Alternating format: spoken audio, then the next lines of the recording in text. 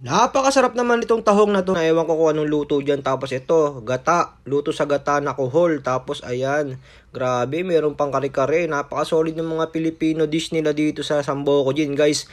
Meron pang adobo, bopis, may fried chicken. Tapos meron pang yan, oh, dinuguan. Grabe, napakasarap. Tapos fried rice, gravy. Sweet and sour, grabe, napakasarap ng mga pagkain dito. Tapos ayan, may fried rice ulit na may mga halo-halo siyang seafoods. Tapos ito, lechon belly, grabe, napakasarap, pampabata talaga. Tapos roast beef, ayan. Tapos may nakita akong dinosaur dito, grabe, ang laki oh.